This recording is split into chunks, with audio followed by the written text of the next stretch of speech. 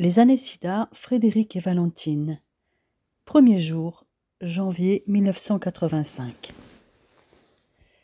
Il faisait à peine 1 degré à Rouen ce vendredi de janvier, jour de la prise de poste du jeune PH, et il tombait même quelques flocons. La première personne qu'il aperçut en entrant dans l'unité de soins fut Valentine. Dès qu'il la vit, son cœur s'emballa. Elle lui présenta ses vœux pour la nouvelle année, insistant sur son épanouissement dans son nouveau poste et sur les progrès dans la recherche sur le sida. « Vous avez trouvé un appartement ?» lui demanda-t-elle avec son irrésistible sourire. « Oui, et dans un des quartiers que vous m'aviez recommandé. Mais je n'ai pas encore eu le temps de le meubler. Je suis hébergée par un ami en attendant. Et comme vous me l'aviez annoncé, les prix n'ont rien à voir avec ceux pratiqués à Paris. Alors j'ai complètement craqué et au lieu de louer, j'ai acheté. J'ai même pu voir plus grand, avec 4 chambres au lieu de 2. Un peu grand pour un homme seul. J'espère bien ne pas le rester tout le reste de ma vie, rétorqua-t-il. Elle eut l'impression que son regard la transperçait et que l'air vibrait autour d'elle.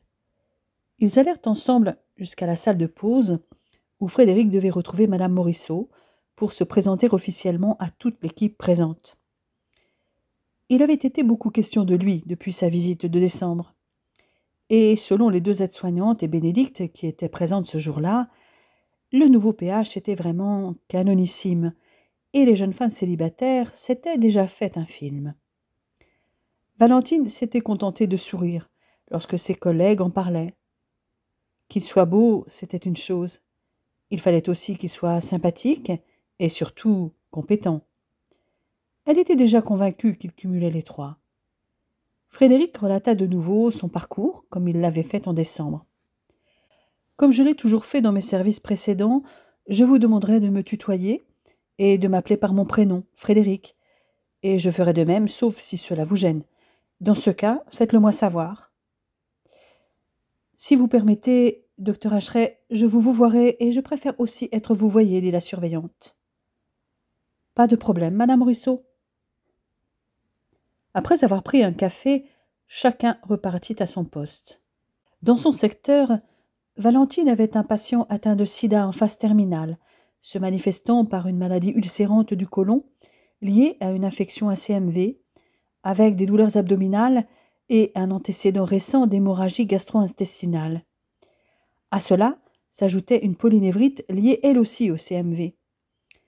La jeune infirmière était déjà allée voir ce patient avant la pause et lui avait administré les antalgiques prescrits. Lorsqu'elle entra de nouveau dans la chambre, le patient était plié en 2 de douleur. Elle s'approcha de lui, l'air soucieux, et lui caressa le front avant de lui prendre la main. « Jonathan, je vois bien que vous souffrez. Dites-moi à quel endroit vous avez mal exactement et comment est cette douleur. »« J'ai mal au ventre. C'est comme une énorme crampe. J'ai l'impression qu'on me tord les boyaux. J'ai aussi des fourmillements dans les jambes et mes pieds me brûlent. » « Ces douleurs ont-elles diminué avec les antalgiques que je vous ai administrés tout à l'heure ?»« Pas du tout, » articula le patient avec difficulté. « La douleur vient par à-coups ou est-elle permanente ? Ça ne s'arrête pas. » Sur une échelle de 0 à 10, 0 étant pas de douleur du tout, et je vois bien que ce n'est pas le cas, et 10 étant la douleur la plus importante que vous puissiez imaginer, où situez-vous votre douleur ? 9, même 10. Je vous en supplie, faites quelque chose. Vous, au moins, vous avez l'air de me prendre au sérieux. Effectivement, je prends ça très au sérieux. Je vais voir les médecins tout de suite et je vous assure que je ne vais rien lâcher. Je me dépêche. Aussitôt, elle se précipita dans le bureau des internes qui n'avaient pas encore commencé leur visite des patients. Elle se dirigea droit vers celui qui s'occupait de Jonathan. « Seb, il faut vraiment faire quelque chose pour Jonathan. Il souffre le martyre. Je l'ai retrouvé en position antalgique. La perf posée avant la pause n'a eu aucun effet. Il a une douleur maximale à 10, permanente, un type de crampe et de torsion au niveau abdominal, et également des fourmillements et une sensation de brûlure intense au niveau des membres inférieurs. Il faut vraiment passer au palier supérieur et ajouter un analgésique pour sa douleur neuropathique. Tu sais bien qu'il a aussi une atteinte pulmonaire. Si je le mets sous palier 3, quoi? Il risque de mourir plus vite? Il est mourant, Seb. La moindre des choses, c'est de le soulager. Tu m'emmerdes, Val. S'il avait un cancer en phase terminale, tu ferais quoi? Je le mettrais sous morphine. Ici, la situation est différente. Qu'est-ce qui est différent? Jonathan est en phase palliative. Le sida a détruit toutes ses défenses. Il a déjà fait une hémorragie massive sur sa maladie ulcérante du côlon. Et si ça perfore, il ne tiendra pas le coup. Chez n'importe qui d'autre, son infection pourrait être enrayée. Pas chez lui.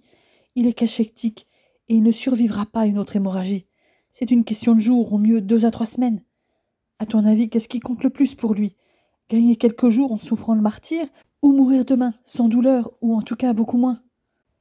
L'infirmière sentit soudain une présence derrière elle, et une voix s'éleva, celle de Frédéric. « Passe-moi le dossier de ce patient, Seb. » L'interne passa le dossier au PH, qui le parcourut rapidement.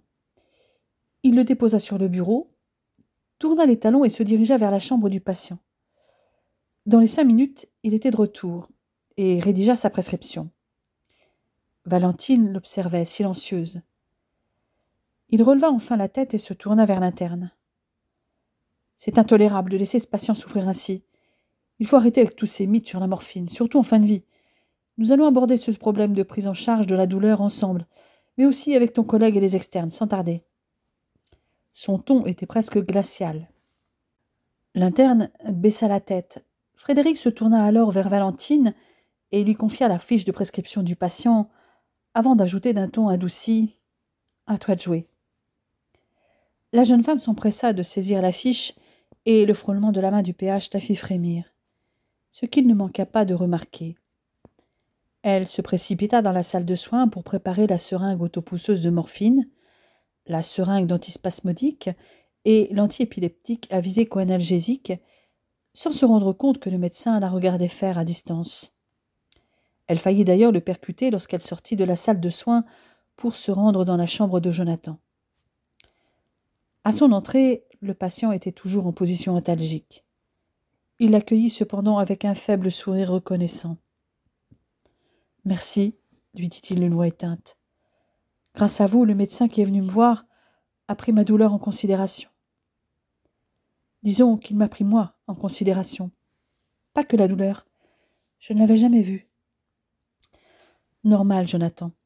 C'est la première journée du docteur Hacheret dans ce service. C'est notre nouveau responsable d'unité.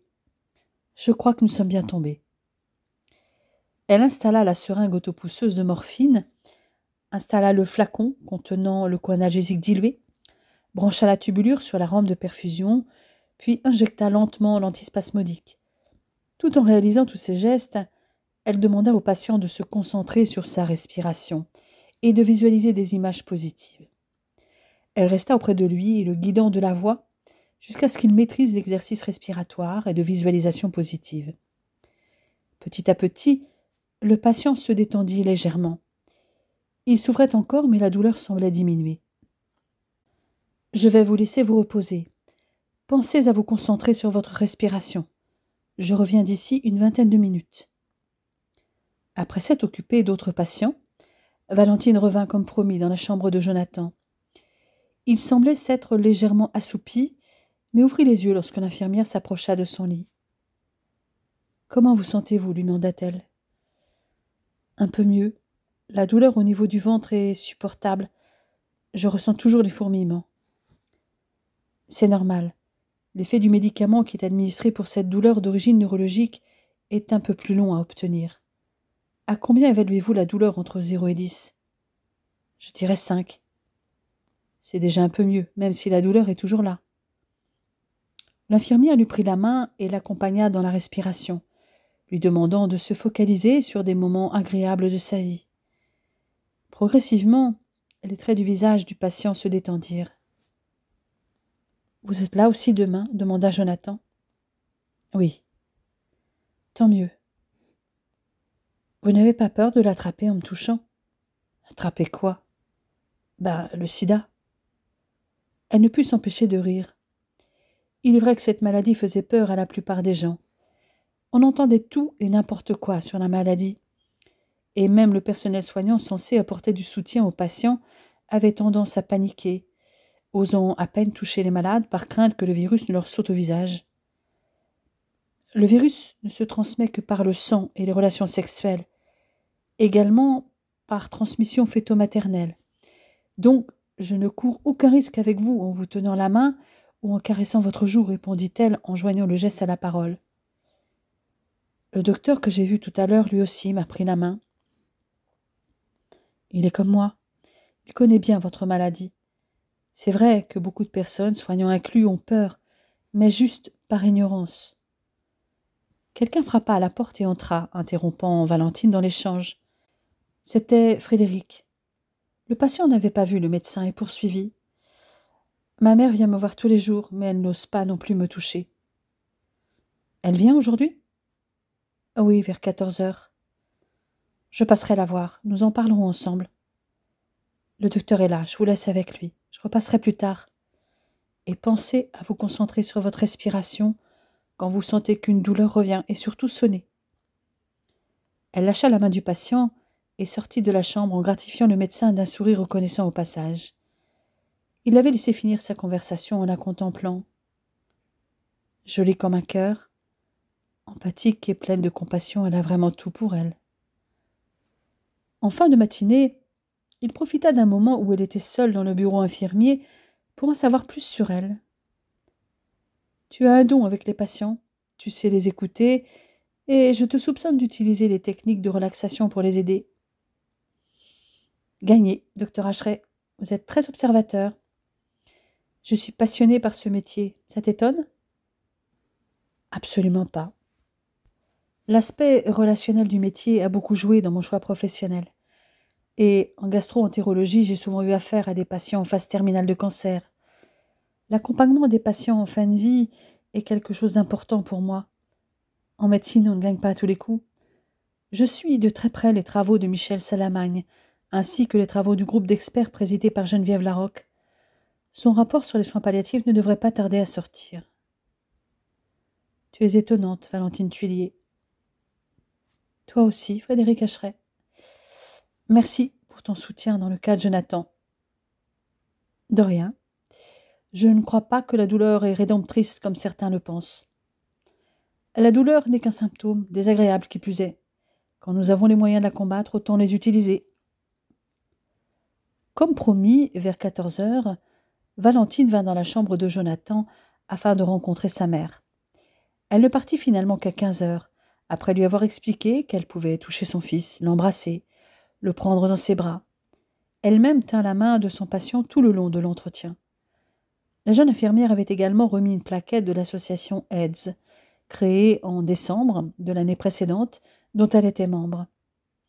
Frédéric fut surpris de la croiser à cette heure tardive, alors qu'elle aurait dû être partie depuis un moment. « Val, tu es encore là? Il y a eu un problème ?»« Aucun, rassure-toi. Je voulais voir la mère de Jonathan. Elle en avait besoin. Et les informations que je lui ai données devraient aussi bénéficier à son fils. Je pense qu'elle n'hésitera pas à me contacter ou contacter la permanence de l'association désormais. » Le PH la regarda interloqué. « Quelle association ?»« AIDS. J'en suis membre depuis sa création pratiquement.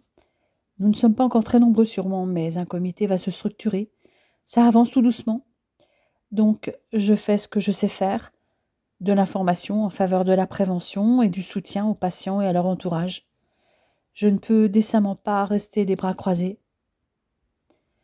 Je ne l'imagine même pas, » déclara le médecin avec un grand sourire. « Sur ce, cette fois, je rentre. À demain, docteur Ashray. » Il la suivit des yeux un moment. Elle était bien telle qu'il l'avait imaginée. Ce n'était que le premier jour de la collaboration, mais il savait déjà qu'elle ferait partie de sa vie, quoi qu'il arrive.